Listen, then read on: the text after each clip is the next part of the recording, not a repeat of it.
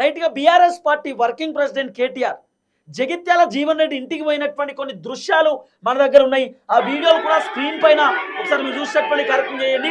కేటీఆర్ ఉన్నాడు, కేటీఆర్తో పాటు ఇక్కడ జీవన్ రెడ్డి కూడా మీకు కనబడుతున్నటువంటి పరిస్థితి. సో కేటీఆర్ జీవన్ రెడ్డికి శాల్వా కప్పినటువంటి ఆ సిచ్యువేషన్ చూస్తూ ఉన్నాం.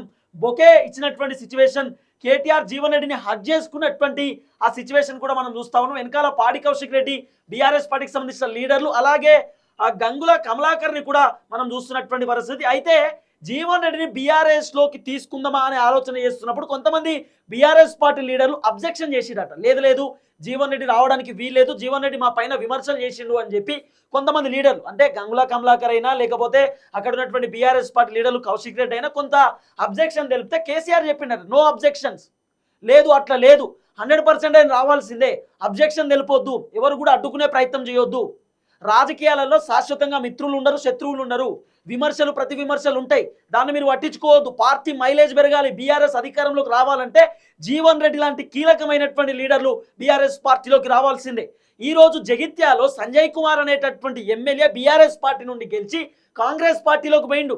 అప్పుడు బీఆర్ఎస్ పార్టీ అక్కడ ఖాళీ ఉంది కదా, మరి బీఆర్ఎస్ పార్టీకి ఊపు అందించుకోవాలంటే, బీఆర్ఎస్ పార్టీ ఊపు మళ్ళీ రావాలంటే ఖచ్చితంగా జీవన్ రెడ్డి లాంటి కీలకమైనటువంటి వ్యక్తి బీఆర్ఎస్లో ఉండాలి. అయితే సంజయ్ కుమార్ బీఆర్ఎస్ నుండి కాంగ్రెస్లోకి పోయిండు, కాంగ్రెస్ నుండి ఇప్పుడు జీవన్ రెడ్డి బీఆర్ఎస్లోకి వచ్చిండు. అంటే కాంగ్రెస్ పైన అసంతృప్తితో ఉన్నటువంటి వాళ్ళందరూ జీవన్ రెడ్డి వెనకాల ఉన్నారు, బీఆర్ఎస్ పట్ల అసంతృప్తితో ఉన్నటువంటి వాళ్ళందరూ కూడా జీవన్ రెడ్డి వెనకాల ఉన్నారు. అంటే ఇప్పుడు జీవన్ రెడ్డికి జగిత్యాల్లో మైలేజ్ పెరిగినటువంటి పరిస్థితి, జీవన్ రెడ్డి ఇప్పుడు దూసుకొని ముందుకు పోయేటటువంటి అవకాశాలు కూడా బలంగా కనబడతా ఉన్నాయి. అక్కడ కేటీఆర్ ను సీఎం సీఎం అంటూ కూడా నినాదాలు ఇచ్చినటువంటి ఆ వీడియో ఇప్పుడు సోషల్ మీడియాలో తెగ చక్కర్లు కొడుతున్నటువంటి పరిస్థితి.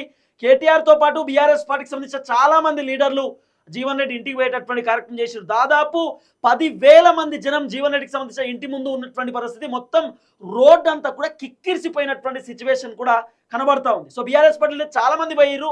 అయితే కొంతమంది లీడర్లు జీవన్ రెడ్డి కనుక బీఆర్ఎస్లోకి వస్తే భుజాల మీద ఎత్తుకుంటాం, అలాంటి మంచి వ్యక్తి కావాలి, సౌమ్యుడు, ఎవరి జోలికి పోయేటటువంటి వ్యక్తి కాదు, ఆయన చాలా మంచిగా ఉండేటటువంటి వ్యక్తి, నీతిగా నిజాయితీగా ఉండేటటువంటి వ్యక్తి అని చెప్పి బీఆర్ఎస్లో ఉన్నటువంటి లీడర్లే చాలా మంది చెప్పారు.